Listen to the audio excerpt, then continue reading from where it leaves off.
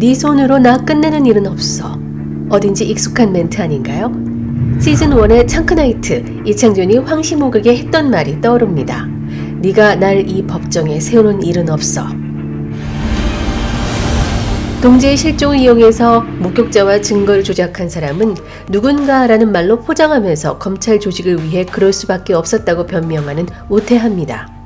김사연이 우태하 뜻대로 했으면 두 사람이 죽었을 것이라며, 즉 지구대원들을 잡아 수사하는 동안 동재는 찾을 수 없게 돼 결국 죽었을 것이고, 또 한 명은 거짓 목격자가 지목한 지구대 백 팀장이 결국 모든 걸 뒤집어 쓰게 되면서 검사를 죽인 경찰에게 검찰은 최고형 사형을 구형했을 것이라며 우태하에게 고함을 치죠. 시목이에게 고마워해야 한다면서, 안 그랬으면 우태하가 살인자가 될 뻔했을 거라고 말이죠.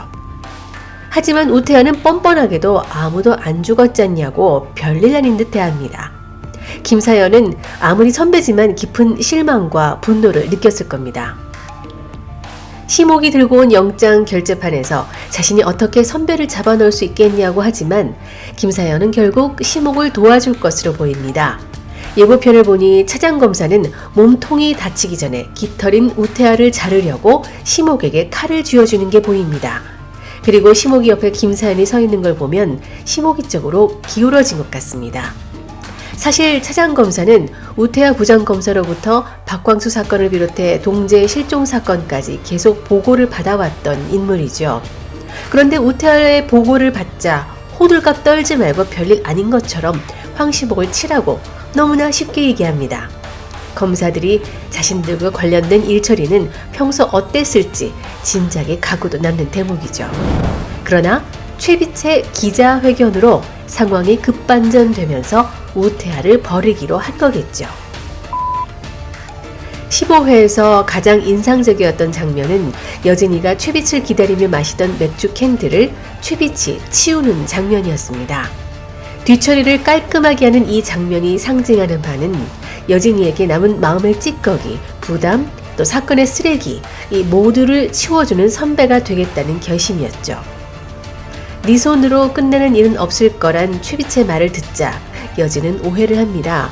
더 이상 있다간 누구처럼 끝에 가서 추태를 보여주실까봐 가겠다고 하죠.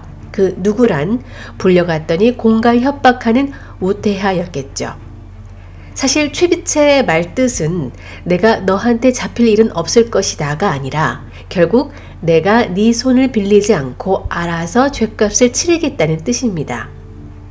물론 그 전에 회유도 있었습니다. 국장과 자신처럼 이번에 자신을 도와주면 여진을 끌어줄 수 있다고 얘기했지만 여진은 단박에 소리치죠. 왜? 그 자리에 충분히 자신의 능력으로 오를 수 있었는데 왜 그랬냐며, 지금까지 국장이 뒤처리를 해줘서 그 자리를 따냈다고 생각해온 게 아니냐면서 스스로를 왜 후려치냐고 외칩니다. 최빛은 후배 앞에서 너무나 부끄러워서 화끈거렸을 겁니다. 그렇게 민망하면서도 한편으로는 속이 후련했을지 모르겠습니다. 늘 응어리져 있던 부분을 깨준 것 같은 시원함, 자신의 능력을 알아준 고마움, 이런 것들이 뒤엉켜 5만 가지 감정이 북받쳐 올랐을 것 같습니다. 다음날 우태하와 최빛은 각자 기자회견을 준비하죠. 그러나 내용은 완전히 딴판. 우태하는 자기 변명을, 최빛은 모든 사실을 얘기합니다. 미리 보도자료를 봤을 기자들은 검찰청 기자실에 가지 않고 경찰청 기자실로 몰려갑니다. 여기서부터 우태하는 이미 졌습니다. 그의 공작을 믿어주느냐는 둘째치고 관심받게 되어버린 겁니다. 이 장면에서 영화 더 킹의 마지막 결정적 장면이 저절로 떠오르던데요. 사건을 사건으로 덮는 것보다 사람들은 마지막 진실 또는 결심을 듣고 싶어 한다는 것을요. 사실 박광수 별장 사건은 의외로 쉽게 풀리는 일이었습니다. 반전이 없는 게 반전 같았달까요? 동재가 실종되지 않았더라면 동재 혼자서도 풀 수 있는 수수께끼였습니다. 왜냐면 수사의 기본인 계좌 추적만 해도 박광수가 죽기 이틀 전 여성들에게 접대 명목의 돈을 입금한 게 드러났고, 그 여성들이 별장에 갔으며 거기서 직접 박광수와 손이 아주 바쁜 우태하 그리고 제3의 인물정보국장 얼굴까지 봤으니까요. 게다가 별장에서 박광수가 숨졌다는 것까지 여성들이 다 봤으니 국도상에 옮겨진 전말도 금방 탄로날 일이었습니다. 현장 목격자가 확실히 있었던 사건이었는데 동재 외에는 아무도 관심을 갖지 않았던 거죠. 근데 동재의 실종으로 인해 심옥이 알게 되면서 세상에 드러났을 뿐입니다. 다만 동재가 실종되지 않고 이 모든 사실을 알게 됐더라도 공론화됐을까요? 그건 미지수입니다. 사건 당사자들에겐 심옥이보다 차라리 동재가 나았겠죠. 근데 알고 보면 단순한 박광수 별장 사건에는 드러난 사실 외에 숨겨진 진실이 있는 건 아닐까요? 우태하는 이현재의 안가에서 박광수의 별장 모임을 자신이 꾸민 것이라고 말합니다. 어차피 수사권 조정은 시대적 대세라 그 총대를 매게 된 자신이 오래가지 못할 것으로 생각했는데 박광수 변호사의 제안은 자신의 정치적 야망과 들어맞겠다고 생각해서 스스로 라인을 짜놨다고 합니다. 서로 볼 꼴 못 볼 꼴 다 보도록 만들어서 한 통속을 만들어버리는 수법. 영화 내부자들의 접대와도 비슷한 수법이죠. 근데 서로의 의견이 좀 달랐다고 하지만 박광수가 술을 마시고 심장마비가 온 이유가 나오지 않습니다. 그리고 접대 여성의 한 말이 자꾸 귓가에서 떠나지 않는데요. 입 다물라고 한 건 그게 아니니까 하면서 박광수가 현장에서 죽었다는 사실을 심옥에게 말해줍니다. 박광수의 죽음은 증언해 줬는데 그것 말고 함구하라고 했던 말은 뭐였을까요? 사람의 죽음보다 더 숨겨야 할 무엇이 있다는 것, 그것은 뭘까요? 정말 재수없게 박광수가 그 자리에서 갑자기 죽은 걸까요?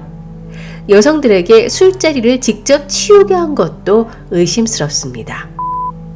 끝까지 안심할 수 없는 건 한조도 마찬가지입니다.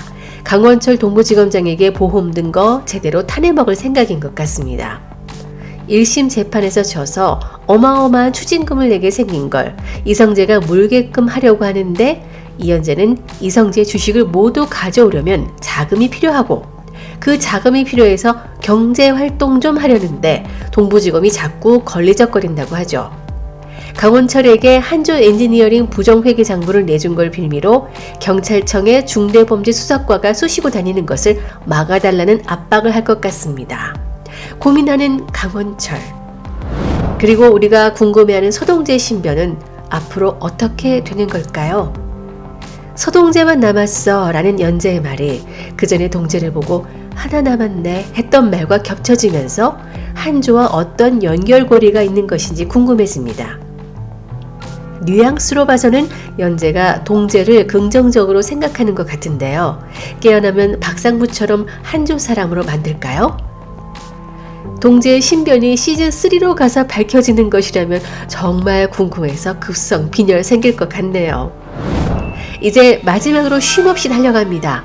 매듭을 어떻게 짓게 될지 비밀의 숲 2. 좋으셨다면 구독과 좋아요, 공유 부탁드립니다.